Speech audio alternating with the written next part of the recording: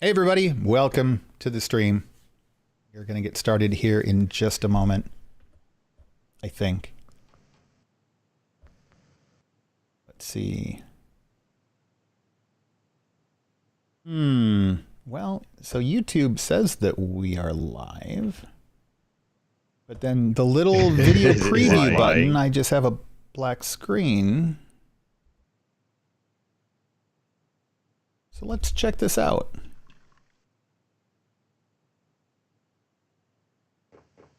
Clicking the... Yeah, okay. No, we're good. Silly computers. I really think I'm going to go back to doing this on a Mac. Oh, hey, I should mute that, though. Cool. All right.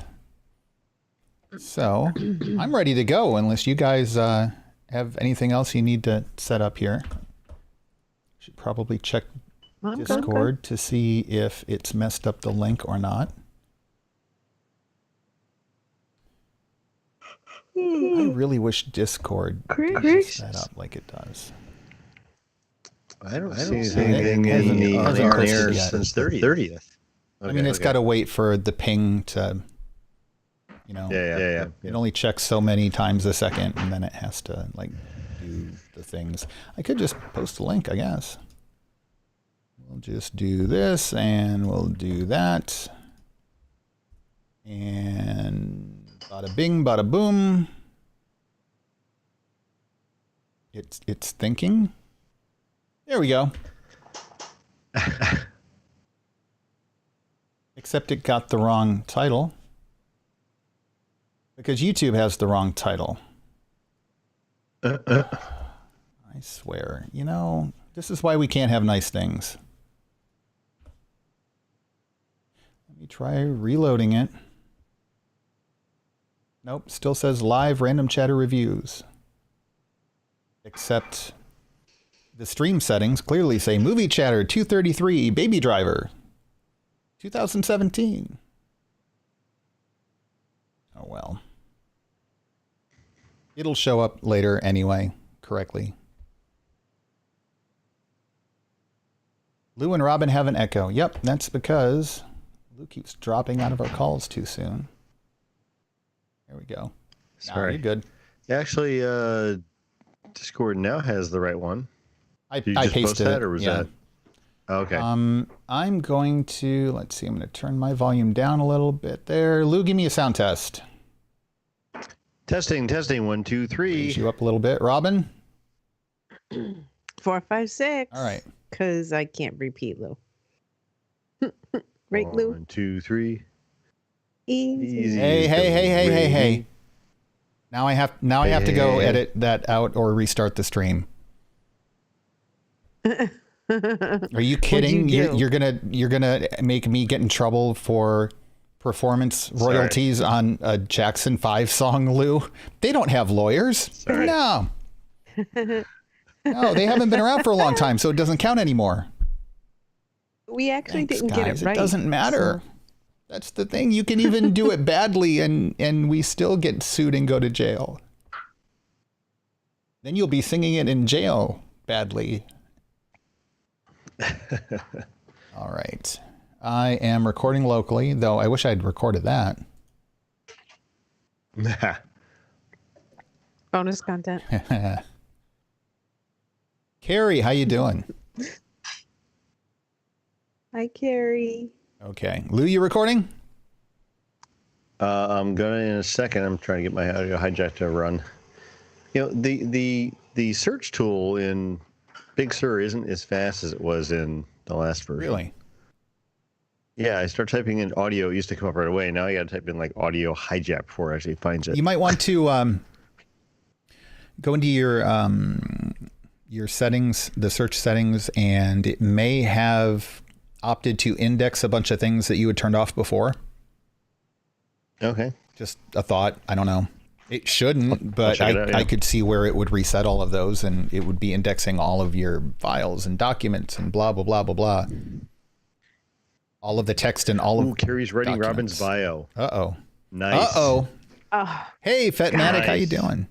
I want to know what Carrie is writing in Robin's bio. Sorry. I can't wait to read Robin's bio. It's gonna be so awesome. So one of the things I need to do, in fact, I'm going to add this to my to-do list Pathetic. here because I want to get this done today. I need a little graphic down here in the corner before we do the now recording thing that says recording starting soon, so that when people watch this before I do the edit, they know that, well, we're not talking about the topic yet because obviously.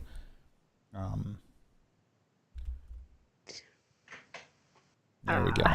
Carrie's going to get me in trouble with my hubby. You now. get yourself in trouble with your hubby. Don't blame it on Carrie. All right, I'm going to hit the button. You guys ready? Carrie, make it a good one. Yes, we're all Okay, set. here we go. Hey, everybody. Welcome back to Movie Chatter. We are going to be discussing Baby Driver from 2017 tonight, continuing our coverage of heist movies. Oh, this one's a little bit different. How are you guys doing? Lou, how are you doing tonight? I'm doing great. I had a day off. Nice. And yeah, looking forward to talking about this. It was something I had never seen before, a new movie for me. Excellent. Excellent. I look forward to talking to you about it then. It's always good to get perspectives on, you know, someone who's a veteran who's seen it multiple times, someone who's new who's never seen it before, and Robin. Exactly. Wow. I don't know. I didn't have a good Wow. transition there, so I just kind of... All of that because I haven't finished my biography. That's nice. No, people. but that I'm works doing too. good, though. I'm okay with that one too. That's okay because, so ladies and gentlemen, Robin hasn't finished her biography for the About Us section of RandomChatter.com. So Carrie, our website administrator, is going to be making one up for her. Guess what Robin loves, Lou? Robin loves the subgenre of time travel movies. Ah, She does. Yeah, she's a huge fan And of she that. was going to write that in her bio herself, but she didn't get around to it. But that's okay because Carrie's got her back. no, it's okay Thank you, because I Carrie. know where you all live. It's worth it. To see on our website that you love the subgenre, writing this down, Carrie, sub-genre of time travel Carrie, there is no movies. such Time thing. travel can be hyphenated. It can be unhyphenated. It's up to you. So, No such thing. oh, that is going in that too. That's why we love Carrie. All right. Well, tonight we are. Oh, and by the way, for those who don't know, I'm Eric. Hi. I've had a Eric. profile there for so long that it's probably so outdated. Yeah, I was thinking I should probably read mine. Eric is a young man who's updated. looking forward to turning 30. Yeah, I need to update that pretty badly. Anyway, so we have been discussing heist movies. Not even sure what got us covering heist movies. We just all of a sudden thought, you know, we hadn't I don't really remember. ever talked about that. And so we did The Italian Job, which was kind of a movie about a group of people who kind of work together as a family unit of sorts. Then we did The Score. No. Ronin was next. That was Ronin. about a bunch of people Right. that Then didn't The really Score. know each other, that had to learn to work together. Then we did The Score, which was about two people working together who didn't really like each other at all. And now we have The Heist, which isn't as much about the group of people in the heist as Baby much. Driver. I'm Baby sorry. Driver. Yes. Now we're doing Baby Driver. See, Robin's got me all messed up. This time travel subgenre thing is. Travel She back just in weren't time so and fix obsessed that. about it. But Yeah. Baby Driver focuses more on one character, a young, I don't know, by our standards, Lou, a kid, I guess, who's just the driver. That's all he does. He looks like he's 12. He kind of does. Hence his nickname. Yeah, and you know, his nickname. This movie is very much about the nicknames, and so you've always got that kind of baby-faced criminal in a organization, and they're always nicknamed something in accordance with that. So this one's Baby. And interestingly enough, his real name, we find out at the end of the movie, is Miles, which kind of relates to driving, right? That was kind of clever. I should point out, we are going to spoil this movie. We're going to try to stay away from anything that is maybe super catastrophic until at least the end of the episode. The more we can avoid for you, the better, because if you haven't seen it, we don't want to rob you of that experience. But there are going to be some spoilers. And anyway, so this kid, he's just a driver. He's got that, you know, that stereotypical one last job and then he's going to be done. But things kind of go awry, and this is another one of those movies about where situations kind of fall apart. And so we're going to talk about Baby Driver. So this came out in 2017, written and directed by Edgar Wright. You guys know who Edgar Wright is, right? Here I am without IMDb pulled up. You got, really? Edgar Wright, you guys don't? No, yeah, I know. Oh, okay. I was expecting. Okay. No, yeah, I mean, he's done good stuff. I wouldn't say it's like, top tier director status, but he's done some good stuff. Shaun of the Dead. Oh yeah, I mean he's probably my favorite thing by him. Kind of a more stylized director. He's done The World's End. He did the Scott Pilgrim movie. I think Shaun of the Dead is one of my favorites. So I like this one too. Hot Fuzz. Spaced, a TV series in Britain that also had. Yep. The guy whose name escapes me now, not Nick Frost, but the other guy from Shaun of the Dead, the lead actor, Star Trek, Star Wars. Come on, Lou, help me out. Sean Pegg. Simon Pegg. I'm like Simon Pegg. Simon right. Pegg. Yeah. I was thinking Sean Penn, and no, that's not it. Sean yeah. Penn. So Edgar Wright. Weird. That would be a very different movie. Yeah. So he wrote and directed this. This actually came out of a music video that he did that was based around the opening car chase scene. And he was being interviewed at some like award ceremony or some kind of a conference or something like that by J.J. Abrams, in fact. And they were showing a clip of this. And I guess at one point Abrams leaned over and he said, that'd make for a really good movie.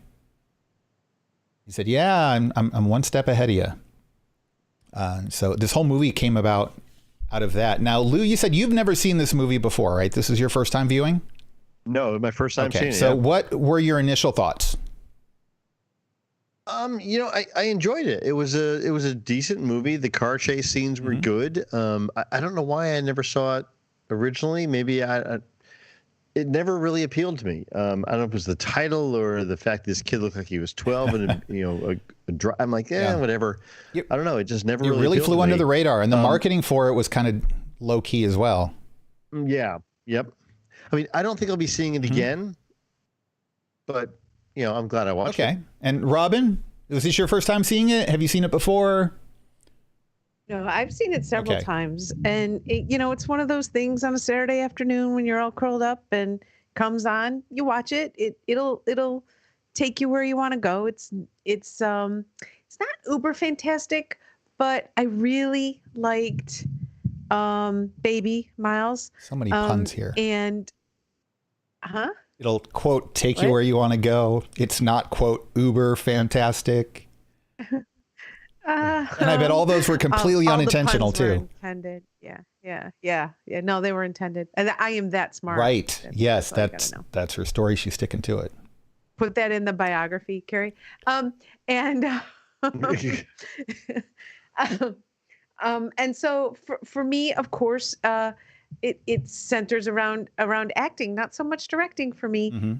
This time it's centered around acting, and it's got some of my favorites in it. That's interesting because for me, I kind of liked the directing. I kind of liked Edgar Wright's presentation of a lot of it, though I wonder how much of it was the writing as much as the actual directing. And when you've got one person doing both, it blends together a little bit sometimes. But so I've seen it before. I've actually seen it a few times.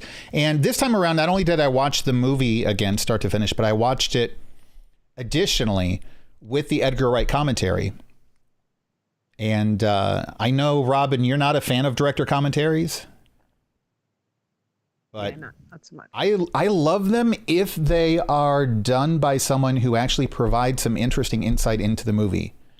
And some commentaries are wonderful. Some are crap. I thought this one was really good. So if you've got this on DVD or if you've got a digital purchased copy through iTunes or Amazon Prime Video or something like that, there should be... Actually, there are two commentary tracks. I only listened to the one of them. but it was really good. Okay. So, yeah, I don't even know why I saw it. I think I was just bored and went out to the theater one day by myself just to go see something because it had been a while. And I think it was late in 2017 that it came out, and I loved it. And I picked it up as soon as it hit iTunes. And I've seen it probably 6 or 7 times. I really like it.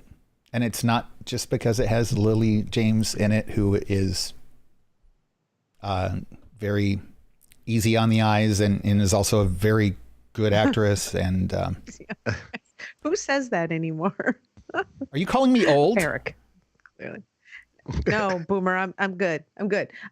So wait. Listen to her, Lou. Listen, I think we need I think it's time for a transition here on Movie Chatter. I take back all of the old jokes I've ever made.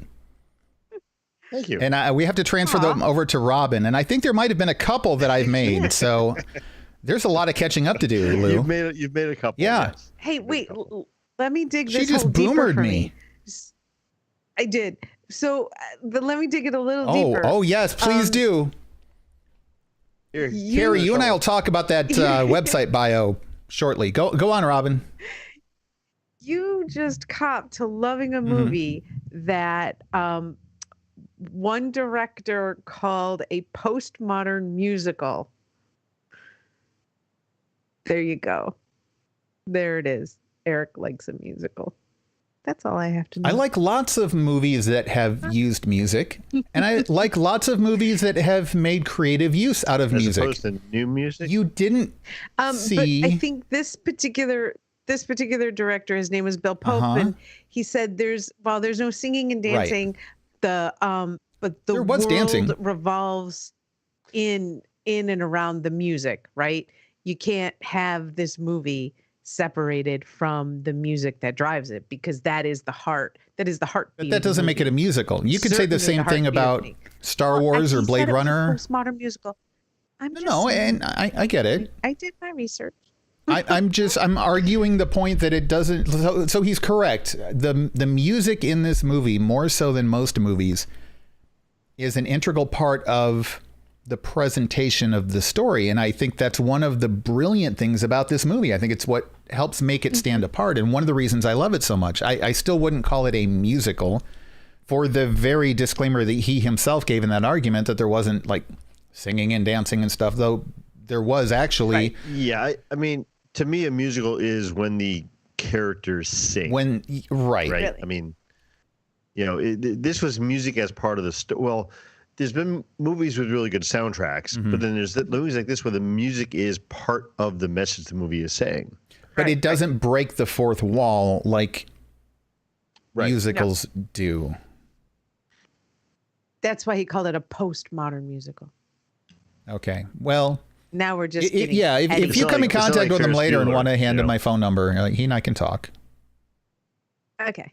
But it is. I mean, really, the music in this movie, right from the opening scene, like just the way that the car doors open and shut in time with the music, and the windshield wipers are in beat with the music, and all of this. And the premise is that this main character, he was in a vehicle accident early on, and he has tinnitus, which is also interesting too, because during the opening title cards, there's this high-pitched whine that it's interesting, because the first time I watched this movie, I didn't have tinnitus. And then since it came out, I developed tinnitus, and like, that's exactly what it sounds like for me all the time. And so the first time when I watched it, this opening credits comes, I'm like, oh, that's really annoying. Yeah. And then as I get into the movie, I'm like, oh, that was purposely done. Okay. I get it now. It was like, okay. It makes sense once you learn why it's there.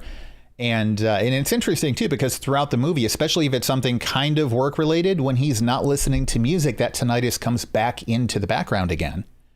Like when he's inside the bank, scoping it out with the quote nephew. Yep. And so I thought that was really clever, too. But the idea is he listens to music to drown out the tinnitus, which if you have tinnitus, you know that's the kind of thing you do. Like I either listen to music, or when I try to sleep, I have a noise machine on. Otherwise, that little tiny high pitched noise just feels deafening.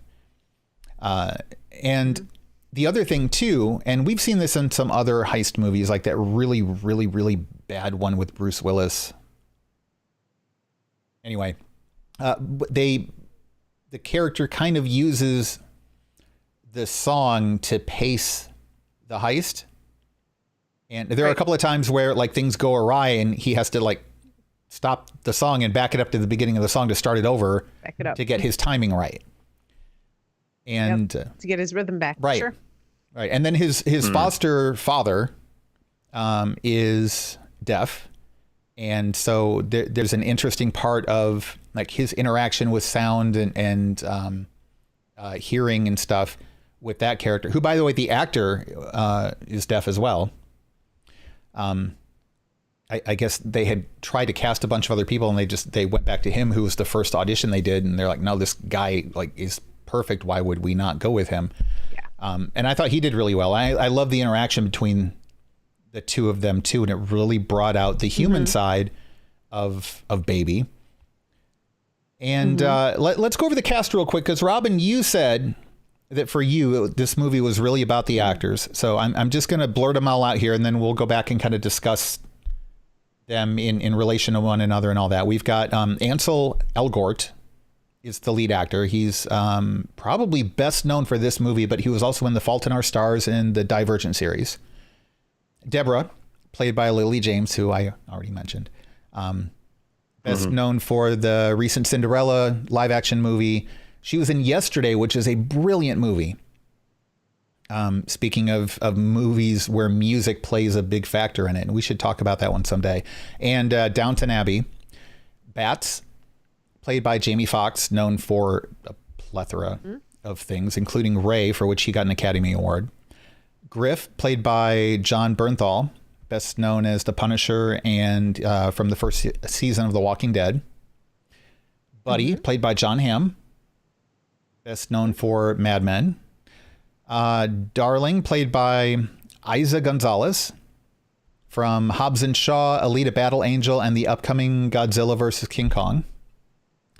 Doc, played by Kevin Spacey, who's also been in a ton of things. I would say probably The Usual Suspects is one of the movies that come to mind. People would know him for, sure. And then we had a couple of other people. I don't know if you guys recognized Eddie, who is in the one. He was the guy who got the Mike Myers masks. Flea, the bassist from the Red Hot Chili Peppers. Oh, yeah. Oh, yeah. And then the other, the gangster boss guy who they meet up with for the weapons exchange and stuff, that was Paul Williams. So 3 Academy Award winners in this. We've got Jamie Foxx, Kevin Spacey, and the legendary musician Paul Williams. And yet this movie completely flew under everybody's radar. And Jon Hamm, who did brilliantly in this. Like this movie really, I think, demonstrates his range really well. Not that there aren't other things that do too, but I mean. Yeah, he's just wonderful in every way. And it's interesting too, that the names too. So you got the baby face kid who's Baby. Bats, Jamie Foxx, who's, Batty. He's a little crazy. Griff, Jon Bernthal. Like Griff as in grifter, I assume. And then you've got Buddy and Darling. Darling is of course the stereotypical beautiful woman. And Buddy is the one character who is kind of nice to Baby for most of the movie. Doc, the fixer who arranges the jobs. And then Eddie, I don't know. I got nothing for Eddie. I don't know how that fits. I was on a roll there until they threw Eddie in there. You were, yeah. So talk to us about the acting in this, Robin. What? Right. You know what? Each one of these guys is a straight up, guys and gals, straight up act, just master actors in their own rights. And for some reason, for me, they gelled in like this weird way, not in like an Ocean's 11 way, or an Ocean's 12 or an Ocean's whatever they're up to now, 34. But in a way that worked for the movie And I really like that. And I guess you could argue that the director brings that out in folks, but there's such a stellar cast that are so used to melding very quickly into a single, sort of unit to get a movie pulled off, that I thought it was just, I just thought it was just really nice. It was kind of seamless for me. And there were no jagged edges. And so that's what I appreciate about the movie. And so maybe I need to give the director a little bit more credit than what I did. Of course, I wasn't a huge fan of Shaun of the Dead, so that's okay. Play a little bit. A lot of people like Hot Fuzz better, and I wasn't a fan of Hot Fuzz. I think Edgar Wright is very much. Yeah, I didn't care for Hot Fuzz. I didn't care for Hot Fuzz either. Well, I mean, there are a lot of directors. I think the more stylized a director. By the way, yes, Carrie Hudson Hawk. Thank you. That was the one I was thinking of with Bruce Willis that I couldn't stand. I think a lot of the more stylized directors are really very hit or miss. Like, you're either going to love them or hate them. Like Kevin Smith. I would do anything to just go and hang out with Kevin Smith for a while. I love the guy. I finally got around to watching Dogma the other day, and I think it's probably his best film, but most of his films I just don't connect with. Tim Burton for me is very hit or miss. Some great ones, some stinkers. Edgar Wright is another one. Like, some of his movies I really love, and others it's like I don't get why I'm watching this. Yeah. But I don't know. I think that he at least deserves a lot of credit in this, because I think he did really not just write the characters, but he directed them really well. And of course, I mean, the actors deserve a lot of credit too, because I mean, just a top-notch cast here.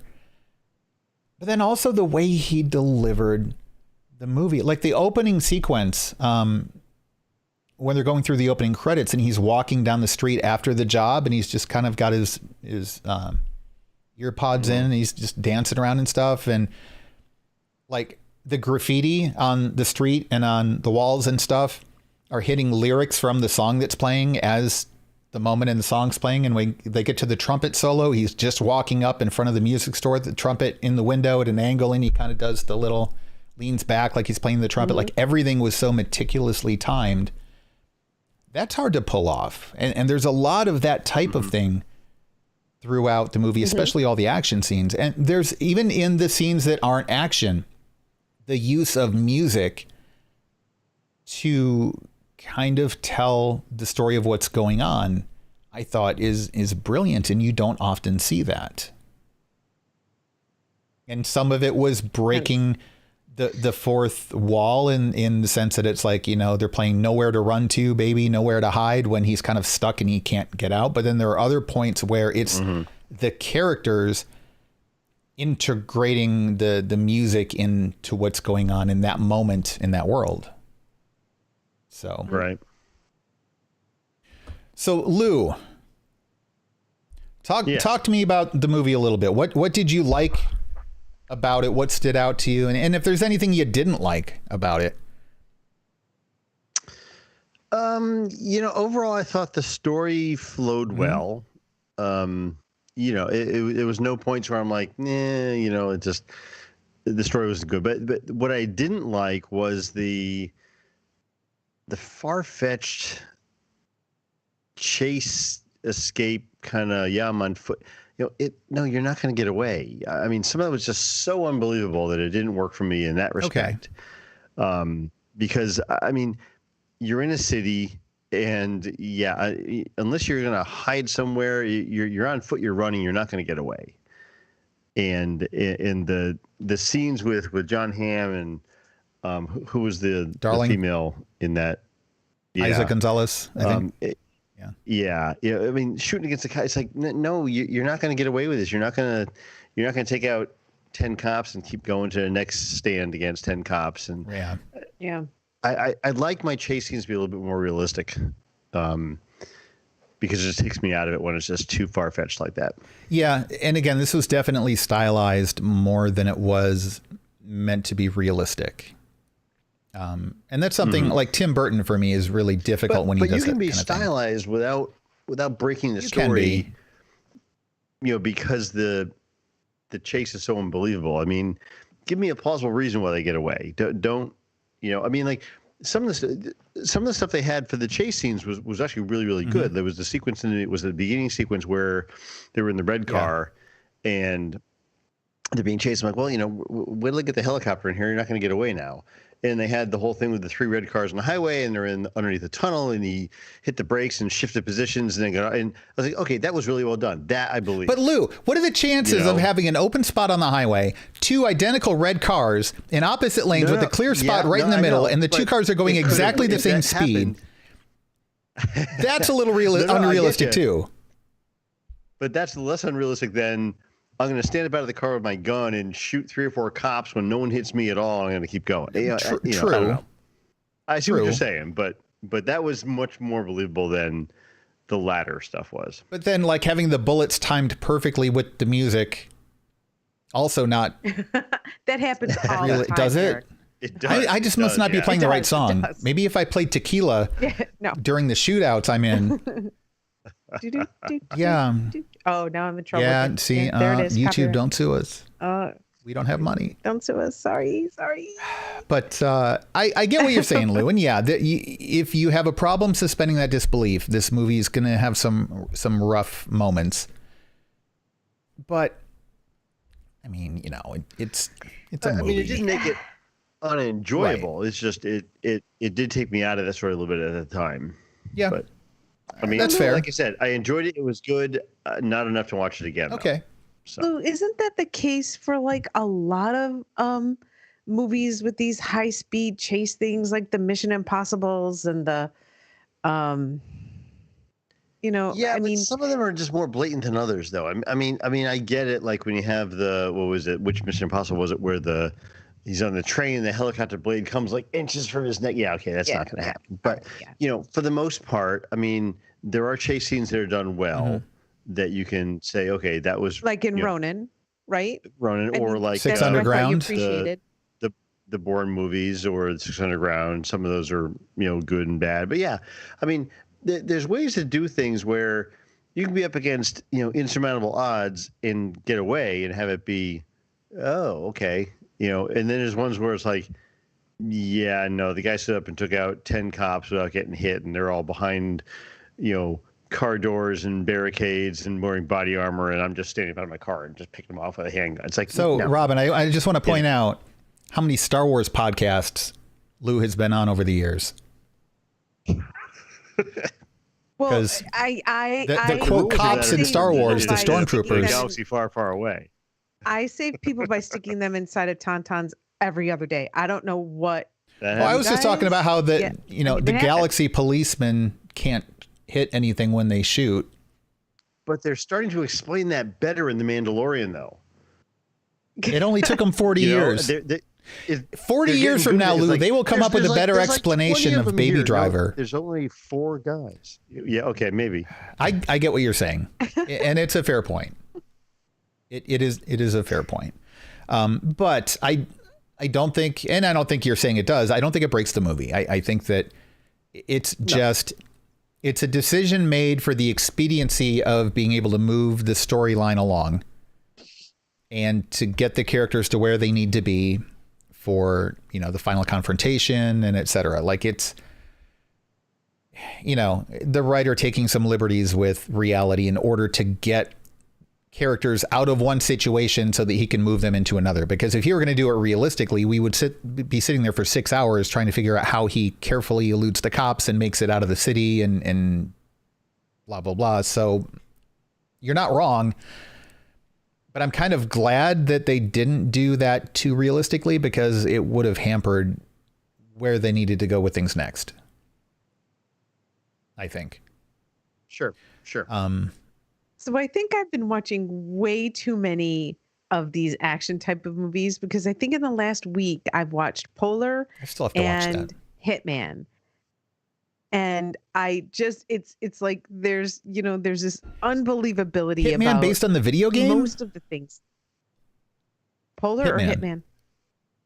Hitman is based on the video game, yes. Then yes, that is about the epitome of unrealistic. Is that just because it's got a bald guy in the title role? Robin? Well, that is why I watch Jason movies. Statham does. Yeah, he leads movies. But you know, it's up there with the John Wicks of the world, right? You know, very difficult to believe. Oh no! Hold on. Hold on. What? How many people have you killed with a pencil? Ladies and gentlemen, Robin did not just compare the Hitman movie with any of the John Wick series. No, I didn't. She just meant that both titles have the vowel I in them. Well, I think she was saying that John Wick wasn't realistic, and I think I would say John Wick is more realistic than this movie was. Yeah, I mean, in its own way. Mm-hmm. I have very sharp pencils, so. You will need them to fend off all of the angry listeners who just heard you compare John Wick and Hitman. Yeah, Robin, in the chat, Fat Matt just said bad move, Robin. Yeah. I know. So, yeah. and I sort of didn't mean it that way, but I actually, while we were watching the Hitman, I kept saying to my better half, clearly at this point, yeah, but I'm addict, that I wish the title character was played by Keanu Reeves. Like I just think it would have been a much better movie, but it's okay. Well, we'll get there. Okay. So back to Baby Driver. This wasn't supposed to be that type of movie. And really this movie is all about the one character. It's not about the heist. It's not about the jobs. It's about this character who has this one talent. And so he's kind of been doing this for a while and he wants out and he finds this girl who he just completely sweeps him off his feet. And all he wants to do is just get in the car and drive off into the sunset with her. And things get all out of control. And I have to say, I loved the scene where Flea had to go get the Michael Myers Halloween masks to do the heist. Mm-hmm. Yeah, and he shows up with the Austin Powers mask and what is this? It's Michael Myers. No. From Halloween mask. Yeah, they are Halloween masks. Yeah, it's a Halloween mask. Yeah. You know, the funny story about that is Edgar Wright went and got permission from Mike Myers to do that. And Mike Myers is like, yeah, no, that sounds hilarious. Absolutely. Go ahead and do that. But then they couldn't get the licensing for the actual Halloween mask. They were going to have one Mike Myers mask. And then all the others were going to be the mask from the Halloween movies. And they just never got any word back from the people who owned the Halloween franchise. So he said, okay, well, I guess, let's just make them all Austin Powers masks, which I think probably worked better. Sure. But one of the other interesting things about the commentary for me was that a lot of the stories that you hear in the movie, he actually consulted with ex-cons who were involved in heists and asked them, or people who were drivers, and asked them, what's it actually like? What actually goes on? And that's where he got a lot of the stories, like, when you're scoping out the bank, bring a kid with you. It can be your son or your nephew or whoever, but then, they don't get suspicious if you're looking around and stuff. That was a good scene too. Right. That was the comedic timing was pretty good in that. It's like, is that your son? Sure. Yeah, sure he is. Yeah. How old is he? 4, 8. They grew up so fast. Yeah, that was good. It was good. What's his name? You got a name? Yeah, I know. Like, you think you would have known that before you go in the bank? Right. Just do a little research. Right. The whole thing about having people canceling jobs because a song comes on the radio that freaks them out, like Stairway to Heaven or whatever. That I thought that was kind of cool. I like that he researched what kinds of things drivers would actually do. I don't know. I just really like this movie. I guess, Lou, the things that you're talking about, while I can clearly see how they could be issues, didn't faze me in the least bit. I guess I was so invested in the main character's plight. And I kept thinking the whole time, and so we were going to get into a little bit of spoilers here for the end. I thought it was the misdirect of the Jamie Foxx character and the Jon Hamm character throughout the second act. I liked how they kind of messed that up in the third act and went in a completely different direction than you thought they were.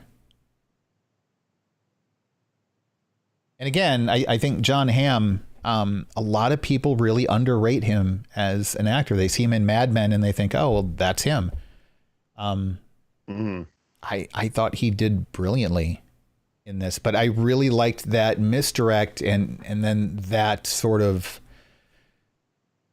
that being the final conflict. And then the final scene, they started to hit on these stereotypes of driving off into the sunset. And then they hit on the stereotype of the barricade with the cops and them kind of looking at each other in that moment and slamming down on the gas pedal. And they took that whole thing and they kind of turned it on its head and went in a different direction with it too. And I kind of liked that as well. But there are movies that I will watch over and over and over again, no matter what. Right. And it's not even fault me if you want, but like Die Hard comes on, I'm going to sit there. Oh, and I love Die Hard. Right? It's just not a Christmas movie. I love Die Hard. That's like saying all the Harry Potter movies are Christmas movies. But there's something about it that captures me. It's almost like this movie wants to have a soul, but it doesn't. What? It's got a heart. It's got heart. It's got, emotion. It's got that. But for me, there's depth that's missing. That Die Hard has, and this doesn't. Well, things like Die Hard, things like John Wick, things like, there are just things that I will choose to put on in order to entertain me, even though I've seen them over and over and over again. And this doesn't fall into that category. And I'm side with Lou here, but I don't quite know why. Like for Lou, it took him out of, right? There are things that took him out of the movie that he's just like, yeah, great. I saw it. I can say I saw Baby Driver. Right. And we're done. Okay. Yeah, so I kind of am in the same boat. I saw it. It's good. I'll watch it on a rainy Saturday afternoon if there's nothing on. But if we're looking for something and someone says, hey, what do you want to watch? I'll go, well, you know what? Die Hard. It's not going to be my first So go-to. I think for me, Baby Driver is... So if you look at Die Hard and Baby Driver, and I'm not comparing them as movies, but if you look at this aspect of the plight of the main character, you've got one character who's in over their head in Die Hard. You have another character who's in over their head in Baby Driver. In Die Hard, well, number one, he's a cop. And number two, it's an 80s action movie. You know how it ends. Bruce Willis doesn't die. He's going to shoot up all the bad guys. All that. In Baby Driver, you don't know whether he's going to get a happy ending. You don't know whether this is one of those movies where the girl that he's been pining over gets shot in Act 3. And then there's this desperate, revenge thing. And he wins the final conflict, but then he walks away with the sense of loss. Like, you don't know. There's a darker tone for the main character in this movie than there is in something like Die Hard. Die Hard, John Wick, etc. Those are more fun because they're adrenaline roller coasters. They're shoot 'em ups. The point of that movie is it's a shootout. The point of this movie, see, I can understand all of the feelings that you just expressed. And I don't necessarily, I don't feel those things, but I don't disagree with them. I get that. But I wouldn't say that the movie doesn't have soul. I would say that it has more soul than something like John Wick or Die Hard, because John Wick and Die Hard, that's not about having soul. That is about the adrenaline rush of, John Wick, you've got the tragedy at the very beginning, and then the whole movie is a revenge movie. And it's an awesome roller coaster revenge movie, but the plot is very, very tiny. It's simple. It's not about the plot. It's about the journey he goes through getting his revenge. This movie is very much more about this character's tragedy is ongoing, and the tragedy is actually building, and he's just trying to get out. He's not trying to kill the bad guys. He's not trying to do all this stuff. His life is just getting worse and worse and worse. And then he's just trying to find some peace at the end of it. So it's a little darker. I think some people might have a hard time watching it repeatedly because, well, I don't think it's an overly dark movie. I think there are some tones to it that are a little heavier, and it's probably not a, quote, fun movie to watch over and over again. I also don't think it's overly dark. And it does, in my opinion, have a good ending. But it's not the kind of thing that if I were like, what am I going to watch today? I think I'm going to sit down and watch this. I think it's, for me, and I have rewatched it several times, but it's always been more of a, I'm willing to invest in watching him have to get through all of this stuff to get to the ending that I like. And it was a good journey, but it's not a Die Hard shoot 'em up. Like with Die Hard, you've got all of these moments where it's like it's a video game. You kill the bad guy and you progress a little bit and you kill the bad guy and you get to like the sub boss and then you get to the final boss. So it's all of these little progressions, and every time he takes out one of the bad guys that he's in a confrontation with, you're like, oh yeah, yippee-ki-yay, you know, and then it moves on to the next one. So you've got those little moments of rejoicing along the way, and this movie doesn't have that sort of thing. So I think I imagine a lot of people, Lou, your point about, you know, it's not believable to have a shootout like that with cops in the middle of a city. That may be a sticking point for some people. And Robin, probably more so, your point about not wanting to rewatch it, I think it might not be the type of thing people would want to watch over and over again. But I think people would enjoy it the first time they see it. And you did enjoy it, right? Yeah. Yeah. Oh, Okay. absolutely. Mm-hmm. Yeah. All right. Well, that's it. I mean, I don't know that I have a whole lot else to say about the movie unless you guys have anything else you want to throw in. I think we can probably wrap it there. Any other last thoughts on it? Yeah. No, I think Okay. it. That So, covers Lou, it. you pointed out some things that kind of were kind of sticking points for you. I don't really have any good counterpoint for them. Those things are there. Would you still recommend the movie to people? Yeah, I think it was fine to see. You know, It was and like fine kind to of Robin was see. saying earlier, I mean, there's. Well, I mean, it's a good movie. I think it's fun. It's not something I would go out of my way to see. But if you're looking for something new to see, you haven't seen it, yeah, why not? You know, it's nothing bad about it. But like Robin was saying earlier, there's movies that if I'm flipping through the guide and I see, oh, you know, I'll watch this because I always leave that on if I'm in the room type thing. I will probably never do that with this movie. I mean, I just have no need or no desire to see this movie again. Okay. And not that it's bad. It's just it's not going to be one of my movies that, oh, let's watch this. You're happy know? you saw it one time, but you don't need to go back and revisit it. Yeah. And I also want to point out, because Robin called me boomer earlier, that not only am I the youngest person on this show, but the whole flipping through the guide thing, there's probably a solid 2/3 of our listeners who are like, what is he talking about? You mean like scrolling through Netflix? Well, I don't, everything's always on. What are you talking about, Lou? I mean, the guide is just saying. I didn't say flipping through Kids, channels. ask your 'cause parents. We don't do that anymore. No, true. You were at least up to the satellite / high def cable stage. So that's good. Wow. But, you know, it's funny because You're next, Robin. So don't get all indignant. This is definitely a sign of the times in our age. But you know, I will do that more often than I will scrolling through lists of Netflix stuff or HBO Max stuff, because it's easier. I mean, if I'm on a computer screen, totally different. Yeah, I'll scroll through Netflix and see what's there. But on the TV, the interfaces don't seem to be as user friendly for me to search for movies by visual. Right. And the other thing is information, or I guess decision overload. With Netflix, I mean, even in your list, you have to scroll through. And if you've got long lists of things, I mean, like I have a hard time sometimes picking things to watch. But when you've got your cable guide, you've only got maybe 10 things on at any given time. And yeah, you're dropping in halfway through it or something, which is annoying. But it at least reduces that decision-making process. But I don't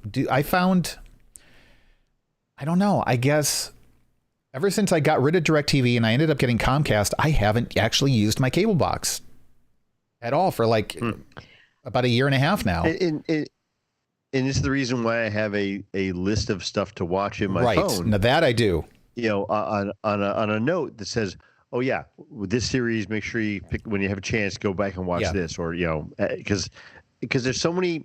It's not in one place anymore. That's the problem I have. It's not one place to look for. It's I got to go to Prime. I got to go to HBO Max. I got to go to my Comcast saved stuff of the DVR. Yeah. I've got to go to Prime Video. It's just so many things to look for. It's like wow. Well, and now that all the movies from Warner Brothers is going to be on HBO Max next year, day and date, and something else. Yeah, we're going to talk about that on Random Chatter this week for sure. Yeah. Well, so go ahead. Here's my problem with the list concept, Lou. I too had a list on my phone, but then what happens to me is I get a little bit of backlog, and then enough people talk about insert X movie because I don't want to upset anybody out there, or insert X series, and then all of the sudden I'm like, well, I've heard enough about that. I don't need to watch it. Like it's like, oh yeah, or I've heard change. enough about that. I want to watch it, or I've heard enough about that. I don't need to watch it. And then the next thing you know, it's a meme somewhere, and you feel like you've seen the whole thing. That's fair. Here's right. And go ahead. It's decision, but you are right. It is a function of we have limited time. I mean, we all work up to 1 million hours a week, and then we've got to set priorities. I know for the first time in maybe 6 years, my partner and I are sitting down and actually working on a physical jigsaw puzzle. That's like all over our living room table, and we'll walk through the living room after remoting into our respective businesses and put a piece in there, here and there, and it's kind of delightful to take away the screen for a little bit. And so we've got that, but that seems to be a priority for us now, but it's certainly not something we do every week. It's just like all of a sudden we're like, wow, we want to touch, we want to do something that's tangible. Yeah. Well, and that's, I think, part of the issue too, is that for a while movies and television were something that you did when you got home from work and when you weren't going out somewhere. Well, now some people are working from home and then additionally not going out anywhere. And so you both want something to do, something to watch, but then that's also not what you want to be doing. So you've got that kind of that conflict, that dichotomy where you want to know what to watch, but really you'd rather just not be watching something at all. Because we watch the screen all day long. I had back-to-back meetings from 8:00 this morning. And now when we sit down to eat or we sit down to do the puzzle or whatever, the whatever's on the screen in the background is almost like a soundtrack. Right. So you want that familiarity. You don't want something to jar you out of what you're doing. You want to glance up every once in a while and say, oh, that's where we are in that movie. Yeah. For tonight, for us, it was Home Alone. I could glance up every now and then and say, yep, that's where we are. Oh, I like this part. I'm going to pause.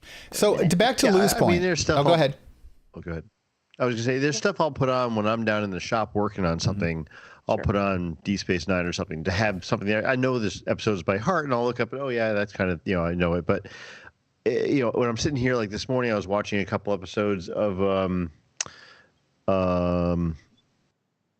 Raised by Wolves. And that's something you got to pay attention to. It's something I haven't seen before. Right. It's something I've got to be actively engaged in. And it's something I wanted to see for a while. I just haven't gotten back to it. It's like it's on my list. I'm like, oh, yeah, that. And it's part of my point of which service haven't I logged into in a while to see what I'm watching? Oh, yeah, that's one, Yeah. So to your point, when you're browsing through cable, satellite TV, whatever, you're limited to what's currently playing, and you're probably not coming in at the beginning of it. If you get on Netflix or something, or Hulu or Amazon Prime or HBO Max, etc., Number one, there's too many options. There were something like 67,000 new shows and movies that came out in 2019. Like literally, it was something like 67,000. Right. Yeah. You're overwhelmed. And then like you said, Lou, it's not all in the same place. So if you have a list on your phone, your list is in the same place. It is all in one place. Now, the catch is you have to curate that list. You have to keep up with it. You also have to clean it out as you watch things. So you have to be actively interacting with that list. But what I've done, and my problem is I just always forget to look at the list, but I've got a list of things to play in the background, like you said, Lou. So I'm doing housework or whatever, and I want noise in the background, and I don't feel like listening to music at that time. I'll throw on Babylon 5, Stargate Atlantis, Burn Notice. I know I've got a list over here, Psych, etc. I've got a list of things I need to catch up on that I'm behind on, like a lot of the DC Arrowverse shows I'm still catching up on. Right. I still have to go back and finish Mr. Robot, etc. And then there's a list of recommendations that people have given me. And then there's a list of shows that I know I need to focus on, like you said, Raised by Wolves. So where I've got to be, like, I'm not going to be on my phone. I'm not going to be doing whatever else. I really, like, that's almost like a movie theater experience for me where I just want to sit and focus on that. And if I'm not in the mood to focus, if I'm half asleep or if I'm distracted or stressed out, I'm not going to be able to watch that. I'm just not in that mental state. So I don't even look at that list. So that's my list. I've got focused, new recommendations, things I'm catching up on, and then just background noise. But you've got to keep up with it, and you've got to clear stuff out as you watch it. It's a little work, but I don't know. That's what works for me. I'm curious what you guys do out there. What works for you guys? How do you decide when you sit down and you're like, I'm in the mood to watch something. I don't really know what I want to watch. Don't even really know how to decide. Do you sit there and scroll through Netflix for like 45 minutes before you then click on something that you don't even really want to watch, but you're just desperate at that point because you want some sort of escape? What do you guys do? I mean, what's your best way of discovering stuff? Because I mean, I don't scroll through Netflix or Prime to find something new. Right. I'll be recommended by something and say, oh yeah, here it is, and go watch it there. Yeah, for me, I've got a list, like the My List thing in Netflix, and I'm like, nope, not that one. Nope, not that one. Nope, not that one. It's all things I've set aside. But that's another thing, discovery. A lot of times for me, I learn through through news groups, news feeds, as we're covering Random Chatter and somebody brings something up.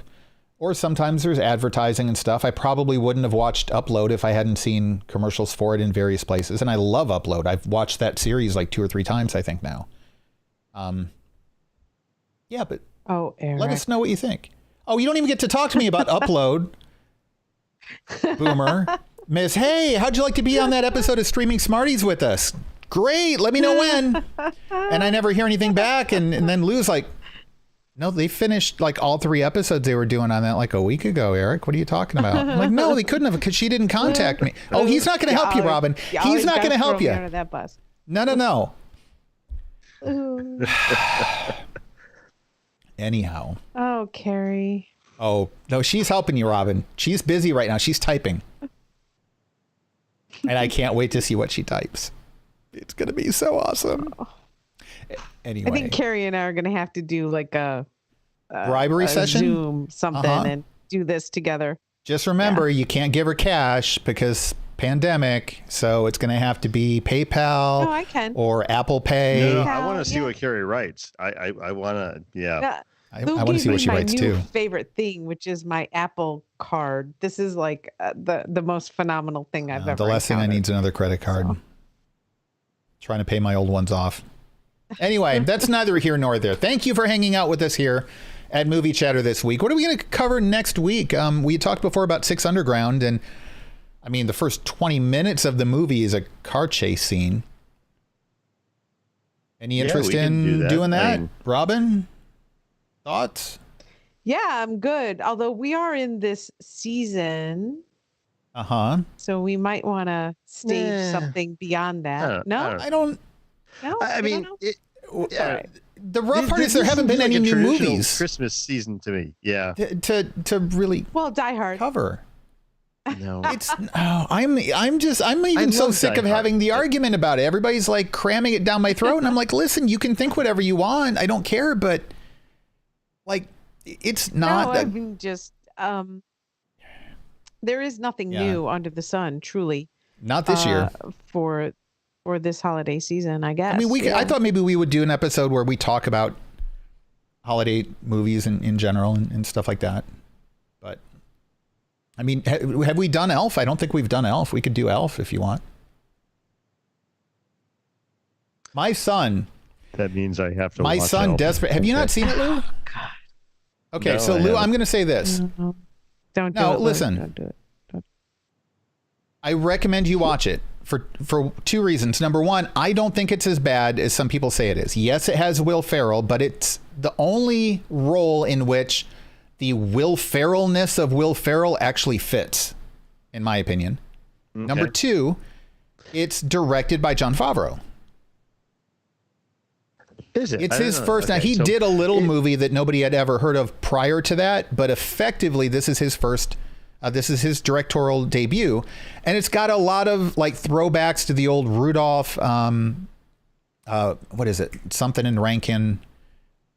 Stop animation classics, and it was. I mean, it.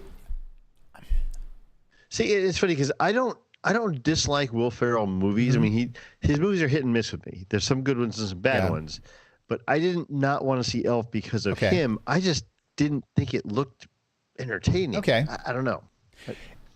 I'll give it a shot. I will say this: I've got no problem watching it. I mean, I watched Team America World Police, so well, yeah, it's better than that. If I can go through that, I can go through it. See, we're trying to toughen you up, Lou. Elf is very much a stereotypical, trying to be the old classic 1980s kind of holiday movie. So you've got to keep that in mind. But we don't have to actually do Elf. My son desperately wants to do The Nightmare Before Christmas, especially now that Netflix. Remember the Movies That Made Us series? They covered the Ghostbusters and Home Alone, and I forget what the others were that they covered. They just released 2 this week for Elf and for Nightmare Before Christmas. And so my son learned that, and now he wants to record a podcast with me covering Nightmare Before Christmas. So I may be roped into that. And that's one of the movies that I've never really got into either. Yeah, I mean, me either. Primarily because of the director. Oh, I was going to say because it's a musical. Yeah. Well, that too, but it didn't. I mean, and Halloween is like my favorite holiday, but it just didn't work for me.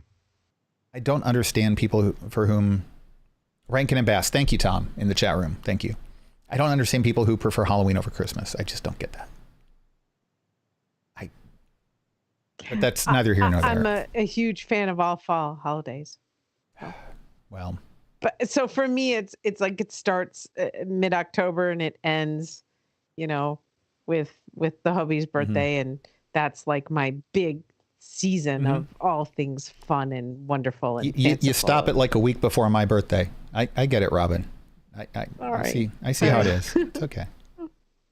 All right. I probably should give Nightmare Before Christmas another chance, but well, I'm gonna have to. Wasn't what I was expecting. Wasn't what I wanted. So left a dark stain in my heart. Oh, ooh, wow. So Lou, you will not be on the episode with my son and I. Yeah, we might just we might put that up as a special if we do. So we're not going to have like a holiday. We can do a holiday movie special. So here's what we're going to do. After 6 Under. Yeah, we're going to do 6 Underground next. It's on Netflix. So most of our audience should be able to access it. You probably already have a Netflix subscription. And we'll do that next. And then let's see. So today is December 3rd. That'll be the 10th. So then the 17th, we can do kind of a holiday movie wrap up sort of thing. And we will come up with some sort of a plan for that. But here's what we want from you guys. We want you, every single one of you listening right now, okay? Carrie. Because we need feedback on this. Not here in the chat room, but get in Discord or email it to us, whatever you need to do. MovieChatter@randomchatter.com or go to randomchatter.com/Discord. Go to the Movie Chatter channel. Let us know what holiday movies, and when I say holiday, I mean winter, like Kwanzaa, Christmas, Hanukkah, like the winter holidays, New Year's, okay? What holiday movies you think might have flown under our radar or that are otherwise underrated that we should check out. And maybe we will cover those as well in kind of our consolidated holiday wrap-up episode that we're going to do on December 17th. Or thereabouts. It'll be the 17th because it'll be on another Thursday. So, sound good? So, next week, 6 Underground, then our holiday special. And then we are going to take a hiatus through the actual Christmas and New Year's time period. And then we will be back at the beginning of the year. Probably to talk Wonder Woman 84, I'm guessing. Probably. Yeah. We should do Wonder Woman. You want to do the first Wonder Woman first? We need to do the first Wonder Woman first. Don't you think together? So? No, we can't. We can't do them together. I think we're going to have to dedicate an episode to 84, to Wonder Woman 84. I think, if for no other reason than that the audience will want us to. Do you want to skip 6 Underground and do Wonder Woman instead? We can. I'm game. We'll save 6 Underground for later in January. I mean, it's kind of not entirely heisty. It's more like it's kind of. Yeah.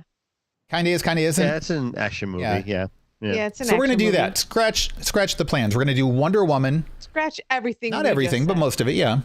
We're going to do Wonder Woman next week. We're going to do our holiday episode after that. And then we will take a break and we will come back as soon as we are available after Christmas to record Wonder Woman 84. And then we will be doing 6 Underground after that. Sound like a plan? Perfect. All right. Good. There you go. So that's going to do it. I just mentioned the link for Discord. Please join us there. Hop in some conversations. We've got a lot of great people and a lot of great discussions going on there. People just like you who want to talk about movies. So head over there. And if you are listening to this podcast, but not watching it on YouTube, please consider watching it on YouTube or listening to it. Put it on YouTube on your phone and then just listen to it like you would a podcast. And go about your day. Hit that subscribe button. If you like the episode, hit the like button as well. And that would be a big help to us. And then check out the other videos that we've got here in the channel as well. That's going to do it for this episode of Movie Chatter. So until next time, take care. We'll see you soon.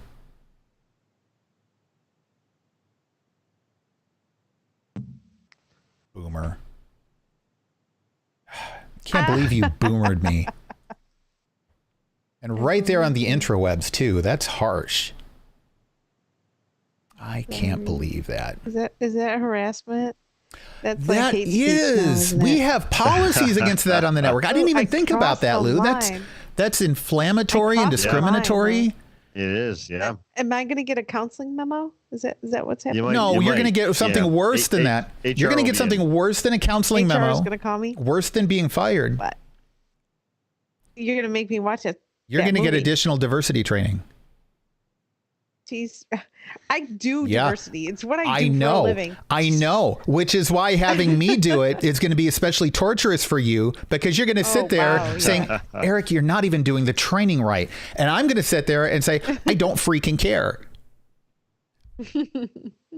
I will shorten the 6-hour training class down to 4 hours, though. Yeah. So, just for you. We do 45 minutes. Well, you do it wrong because,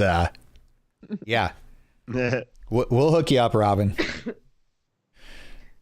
Okay, that's going to do it. Thanks, everybody in the stream, for hanging out with us. We will, Lou and Robin, you hang on for a couple seconds afterwards. I'm going to kill the stream. And don't forget, this weekend, we are doing The Mandalorian on Friday night. And then we are doing Echo Base and Random Chatter on Sunday night. And we got to talk about that big Warner Brothers thing. Because that's a big topic. Yeah. It was. Yep. Big announcement today. Yeah. So we're going to have a lot to discuss. So we will see you guys then. Until then.